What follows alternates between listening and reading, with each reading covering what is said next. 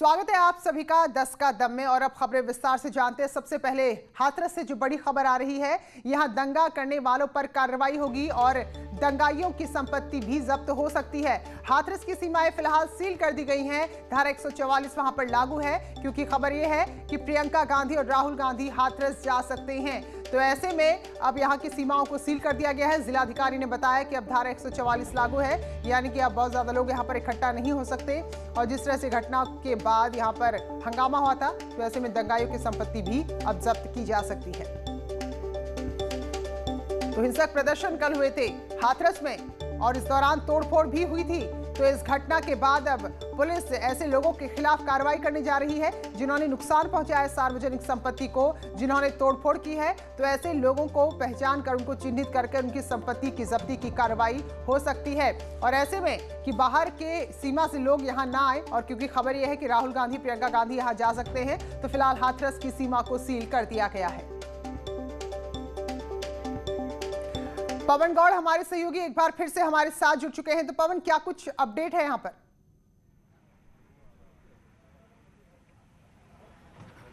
देखिए, आपको बताना चाहूँगा कि जिस तरह से कल हाथरस के अंदर इस पूरी घटना को लेकर लोगों में रोष था और कुछ लोगों ने तोड़फोड़ भी की थी, उसके चलते आज प्रशासन ने उन पर कार्रवाई की है और तकरीबन 145 लोगों के ऊपर तमाम धाराओं में केस दर्ज किया है, जिसमें कांग्रेस के यहाँ के जिलाध्यक्ष भी शामिल हैं। तो लगातार पुलिस अब सख्ती बरत रही है किसी भी तरह की अराजकता फैलाने वाले लोगों के ऊपर।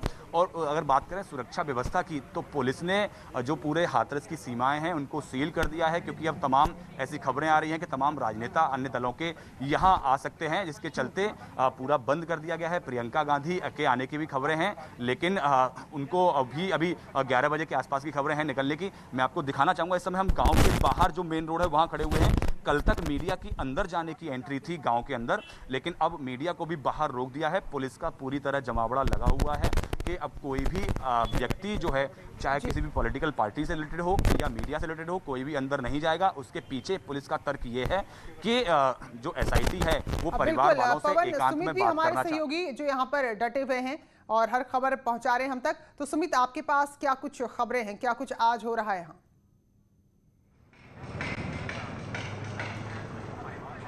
जी प्रीति, मैं आपको बता दूं, कल ये जो मामला हुआ था, कल जो उपद्रवियों द्वारा जो झड़प की गई थी, उसके बाद आगजनी हुई थी, पथराव हुआ था, उसके बाद पुलिस ने एक बड़ी कार्रवाई की है। आईजी अलीगढ़ पीयूष मोडिया के नेतृत्व में टीम बनाई गई है और लगभग कई जनपदों की फोर्स यहाँ पर तैनात है, पीएससी तैनात है। जनपद हाथरस में जो सार्वजनिक संपत्ति को जो नुकसान हुआ था, पुलिस ने उसमें 145 लोगों के खिलाफ FIR दर्ज कर ली है। 25 लोगों के खिलाफ नामजद है, उसमें भाजपा कांग्रेस के जिलाध्यक्ष विक्रमादित्य का भी नाम है और अन्य लोग हैं। 120 लोग उसमें अज्ञात हैं, उनके खिलाफ टीम बनाकर उनकी गिरफ्तारी के लिए सबसे पहले कार्रवाई की जा रही है। हाथरस में पूरे शहर में चप्पे चप्पे पर पुलिस फोर्स तैनात है, कई टीम बनाई गई है, यहाँ पर पीएससी लगाई गई, आसपास के थानों की भी फोर्स यहाँ पर तैनात की गई है। प्रीति, बिल्कुल। और क्योंकि सुमित, राहुल गांधी और प्रियंका गांधी के आने की खबर है, इसके अलावा और भी हो सकता है राजनीतिक दल के लोग यहाँ पर आने की कोशिश में हो, तो फिलहाल सीमाओं को सील कर दिया गया है, सख्ती बहुत ज्यादा है। देखिए प्रीति, कल रात से ये खबर चल रही थी कि प्रियंका गांधी कभी भी यहाँ आ सकती हैं, तो उसी को लेकर कांग्रेसियों का लगातार जमावड़ा रात से ही गांव के बाहर लगा हुआ था। रात भर कांग्रेसी वहाँ इकट्ठा हुए थे। अभी सुबह से ये खबर आ रही है कि 11 बजे दिल्ली से वो अपने आवास से निकलेंगी। उसी को लेकर कांग्रेस भी अपनी तैयारी कर रही है। जो कांग्रेस के यहाँ पे नेता हैं हाथरस पर तैयारी कर रहे हैं, जगह जगह मीटिंग कर रहे हैं, उसको लेकर वो पूरी व्यवस्था बनाए हुए हैं कि किसी भी तरह से हमारी नेता यहाँ तक पहुँचे, हम पीड़ित परिवार तक पहुँचे, अपनी बात रखें, अपनी बात उनकी सुने, उसको आगे हमारा एक दल जाए। अगर समाजवादी पार्टी की बात करेंगे तो समाजवादी पार्टी भी यहाँ पीछे नहीं हटती दिखाई दे रही है। समाजवादी पार्टी के नेता भी इसको लेकर पूरी तैयारी कर रहे हैं, वो भी यहाँ पे कभी भी आ सकते हैं। जी प्रीति। चलिए, बहुत बहुत धन्यवाद पवन और सुमित, आप दोनों का बहुत बहुत शुक्रिया। तो बड़ी खबर ये है कि पहली बात ये कि जो लोगों ने कल प्रदर्शन किया था वो प्रदर्शन हिंसक हुआ था, जिसमें तोड़फोड़ हुई थी। तो ऐसे 25 लोगों के खिलाफ अब कार्रवाई की जा रही है और उनकी संपत्ति को जब्त किया जाएगा। और वहीं जिले की सीमाओं को सील कर दिया गया है ताकि कोई भी यहाँ पर ना आए राहुल गांधी और प्रियंका गांधी के। पूरे मामले की जांच के लिए राज्य सरकार ने SIT टीम का गठन किया था और कल ही गठन किया था। कल शाम को यहाँ पर टीम आ गई थी।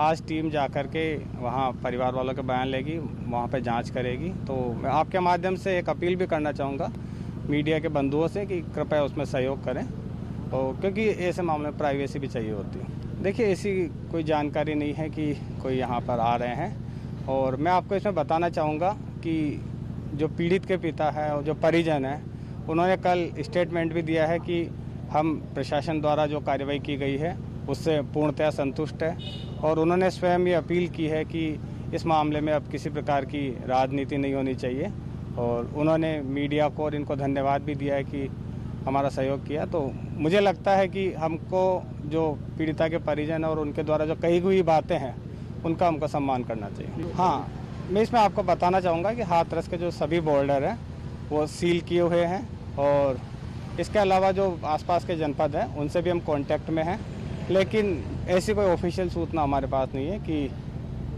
मिसेस गांधी यहाँ पे नहीं। हमारे यहाँ पे मैं बता दूँ धारा 144 लगी हुई है, और 5 से अधिक व्यक्तियों को इकट्ठा होने की हम अनुमति नहीं दे रहे हैं, और हम उसका स्ट्रिक्टली कंप्लायंस करेंगे। देखिए, उसकी मेडिकल रिपोर्ट मैंने देखी है, और उसका जो ऑब्जर्वेशन है वो फाइनल ऑब्जर्वेशन ये है कि एफएसएल की जांच के लिए भेजा गया है, और एफएसएल की जांच के बाद ही ये प्रूव हो पाएगा कि उसमें उनका रेप। तो जिलाधिकारी उनका कहना है कि सीमाएं सील है और उनको फिलहाल कोई ऐसी आधिकारिक सूचना नहीं है कि प्रियंका गांधी और राहुल गांधी यहां पर आ रहे हैं, लेकिन खबर यही है कि 11 बजे प्रियंका और राहुल दिल्ली से हाथरस के लिए निकल सकते हैं और निर्भया की मौत के बाद उनके परिजनों से मुलाकात कर सकते हैं। तो अब कल जो प्रदर्शन हुए थे उसमें कांग्रेस के जो जिलाध्यक्ष हैं उनके समेत 25 लोगों के खिलाफ मुकदमा दर्ज कर दिया गया है, क्योंकि राजनीतिक दल भी यहाँ पर अब पहुंचना शुरू हो गए हैं। तो ऐसे में सीमाओं को सील कर दिया गया है, और धारा 144 है, यानी कि 5 से ज्यादा लोग एक जगह इकट्ठा नहीं हो सकते। और जिलाधिकारी कह रहे थे कि उनको ऐसी कोई आधिकारिक सूचना नहीं है। तो फिलहाल ये खबर है कि 11 बजे प्रियंका गांधी और राहुल गांधी दोनों भाई बहन दिल्ली से हाथरस के लिए रवाना हो सकते हैं। तो फिलहाल इस पूरे गंभीर मामले की जांच एसआईटी कर रही है, और एसआईटी टीम में आज एक बार फिर से गांव पहुंची ADG law and order Prashant Kumar भी मौजूद रहे। परिजनों से बातचीत की जा रही है। तो बीती रात एसपी विक्रांत वीर से पूछताछ की गई, और सादाबाद के सीओ और केस के आईओ से सवाल जवाब किए गए। एसआईटी के सदस्य पीड़ित परिवार से मिले हैं, उनसे घटना की जानकारी ली गई है। तो 7 दिन का वक्त एसआईटी को दिया गया है पूरे मामले की पड़ताल के लिए। 7 दिन के बाद एसआईटी को अपनी जांच रिपोर्ट सरकार को सौंपनी है, और इन सब के बीच राज्य की महिला आयोग और देश के महिला आयोग ने भी जवाब तलब किया है। यूपी के मुख्य सचिव और डीजीपी को नोटिस भेजा है, और राष्ट्रीय महिला आयोग ने पूरी घटना की रिपोर्ट तलब की है।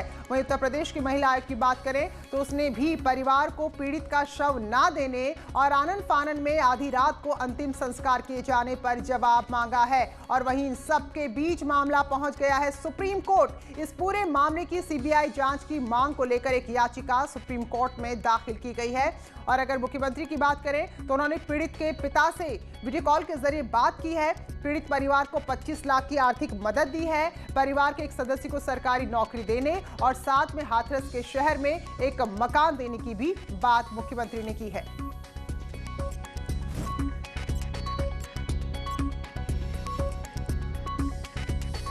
ना उसको कुछ नहीं है, ऐसा कुछ नहीं है। जो करेगा हम आपके परिवार के साथ हैं, आपसे अलग नहीं है। जो दोषी हैं उनको तो कठोर से कठोर कार्रवाई करेंगे। कोई प्रेशर नहीं है, अच्छी तरह उन्होंने बात करी है, अच्छी तरह बात करी है। आपने मुख्यमंत्री को क्या क्या बोला, क्या क्या मांग रखी और मुख्यमंत्री का क्या जवाब रहा? सजा दिलाई जाएगी।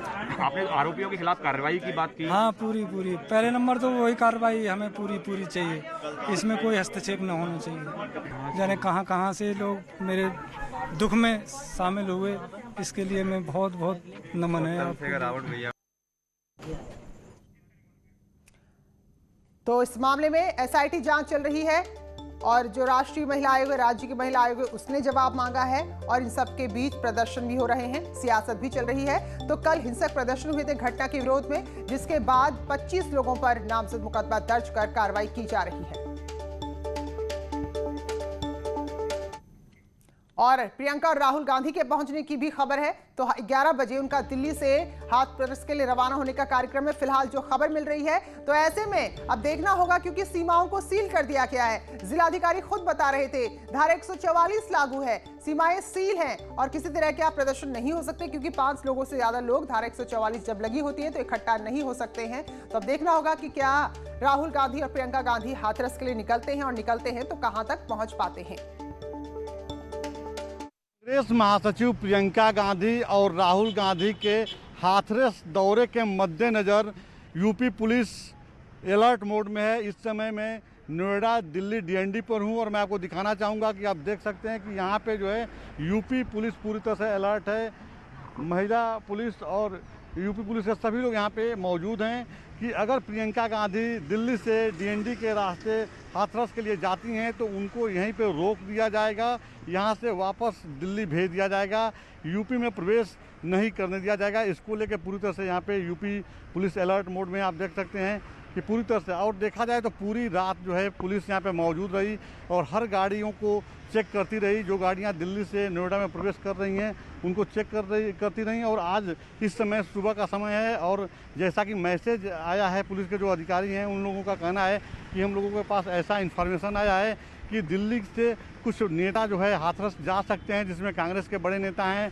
प्रियंका गांधी का नाम लिए बिना और लोग बता रहे हैं कि कांग्रेस के बड़े नेता जा सकते हैं, दूसरे दल के भी बड़े राजनीतिक दल के नेता जा सकते हैं। तो ऐसे में जो भी बड़ा नेता यहाँ से अगर जाता है, विपक्षी दल का जो नेता जाता है तो उसको यहाँ पे रोका जाएगा, हाथरस जाने नहीं दिया जाएगा, यूपी में प्रवेश नहीं करने दिया जाएगा। इसको लेकर पूरी तरह से पुलिस यहाँ पर अलर्ट मोड में आप देख सकते हैं कि यहाँ पे चूँकि अगर कोई महिला नेत्री जाती हैं तो उनको रोकने के लिए यूपी पुलिस की जो महिला विंग है, महिला पुलिस बल है, उनको पूरी तरह से तैनात किया गया है। हर परिस्थिति से निपटने के लिए पुलिस यहाँ पे अलर्ट मोड में है ताकि कोई भी अगर यूपी में प्रवेश करता है तो उसको यहाँ पे रोका जाए। इसी को लेकर जो है डीएनडी पे जो है चेकिंग चल रही है, एक एक गाड़ियों को चेक किया जा रहा है। उसके बाद नोएडा में उनको एंट्री दी जा रही है, जिसकी वजह से यहाँ पे गाड़ियों की लंबी कतार लग गई है। कैमरा पर्सन अनिल शर्मा के साथ राजीव तिवारी, न्यूज़ 18 नोएडा। और बलरामपुर मामले से जुड़ी बड़ी खबर है। गैंगरेप के बाद जहां पीड़िता की मौत हुई उसके बाद अब प्रशासन यहां मुआवजे का मरहम लगा रहा है। जिला प्रशासन ने पीड़िता के परिजनों को 6 लाख रुपए की आर्थिक सहायता दी है और साथ ही परिवार के एक सदस्य को नौकरी के साथ आवासीय पट्टे की जमीन भी प्रशासन ने देने की बात कही है। तो मंगलवार को गैसणी थाना क्षेत्र में गैंगरेप की शिकार छात्रा की मौत हुई थी और कल देर रात ही उसका अंतिम संस्कार भी किया गया और आरोपी भी सलाखों के पीछे है और अब इस मामले में आर्थिक मदद की बात प्रशासन की तरफ से कही गई है। तो एक सदस्य को नौकरी दी जाएगी और इसके अलावा आवासीय जमीन पर, आवासीय पट्टे पर जमीन भी दी जाएगी। तो बड़ी ही दिल को दहला देने वाली घटना ये बलरामपुर में भी सामने आई थी, जहां एक छात्रा जो अपने एडमिशन की फीस जमा कर घर लौट रही थी, उसको उठाया गया, उसको अगवा किया गया और फिर उसके साथ गैंगरेप किया गया। और इतनी बुरी स्थिति में वो छात्रा थी कि खुद आरोपी भी डर गया और डॉक्टर को बुलाया गया, लेकिन डॉक्टर ने वहां आने से मना किया। तो फिलहाल ये खबर है, छात्रा की मौत हो चुकी है, अंतिम संस्कार उसका हो चुका है और इस मामले में प्रशासन ने मुआवजे का ऐलान किया है। तो 2 तस्वीर आपको हम दिखा रहे हैं। पहली तस्वीर जब पीड़िता का देर रात अंतिम संस्कार किया गया और सलाखों के पीछे गुनहगार हैं जिनको गिरफ्तार कर लिया गया है उस पूरे मामले में। तो जो 2 आरोपी हैं, शाहिद और साहिल नाम है इसका, तो जिनको फिलहाल गिरफ्तार कर सलाखों के पीछे पहुंचा दिया गया है।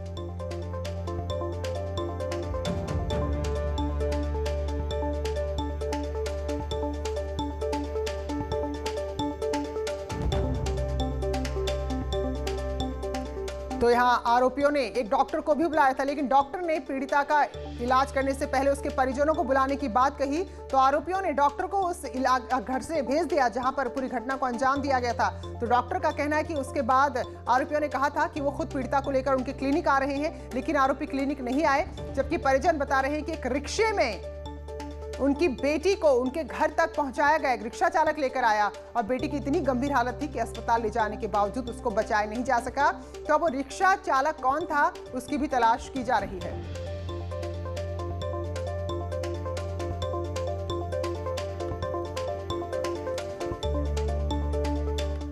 और बुलंदशहर से बड़ी खबर है, यहां भी जो रेप हुआ था उसके आरोपी को गिरफ्तार कर लिया गया। पुलिस ने दबिश देकर आरोपी को गिरफ्तार किया है।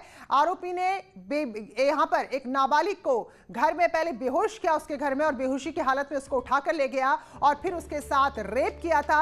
और घटना में सबसे शर्मनाक पहलू यह था कि जब आरोपी को पीड़िता के परिजनों ने पकड़ लिया तो उसको उनके चंगुल से छुड़ाकर वहां से भगा दिया गया। उसके बाद दिन भर पंचायत चलती रही, समझौते को लेकर बातचीत होती रही, लेकिन पीड़ित पक्ष थाने पहुंचा तो उसके बाद कार्रवाई करते हुए अब यहां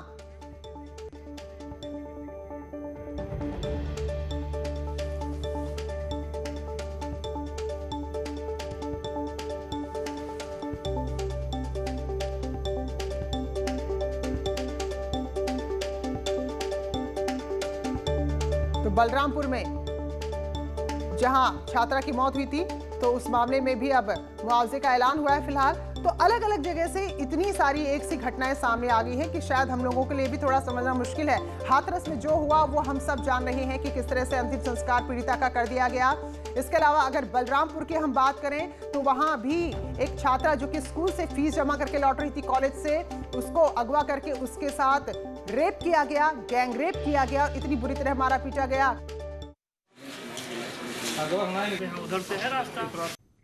स्वागत है ब्रेक के बाद और खबर बागपत से है जहां स्टेट लेवल के पहलवान की गोली मारकर हत्या कर दी गई। ये वारदात लुहारी गांव में हुई जहां पहलवान आकाश अपने साथी भरत के साथ घूम रहे थे। उसी वक्त दूसरे गांव के बाइक सवार 4 युवकों ने ताबड़तोड़ फायरिंग कर दी जिसमें आकाश की मौत हो गई और उनका दोस्त भरत घायल हो गया है। तो बताया जा रहा है कि पुरानी रंजिश थी दोनों के बीच जिसके चलते हत्या की गई है। गाँव में पुलिस तैनात है और मामले की पड़ताल की जा रही है। में ये 4 लोगों के बीच में और इन लड़कों के बीच में कुछ पहले से मनमुटाव था और आपस के विवाद को लेकर समझौते के समय ही आपस में गोली चलने की बात बताई जा रही। परिजनों द्वारा जो नाम चिन्हित हुए हैं उनका नाम अतुल, अक्षय, विशाल बॉक्सर और सुमित है। इन चारों के लिए दबिशें दी जा रही हैं। 3 टीमों का गठन कर दिया गया है। जल्दी ही हम इनकी गिरफ्तारी कर लेंगे। तो इस बुलेटिन में इतना ही। ब्रेक के बाद उत्तराखंड की खबरें।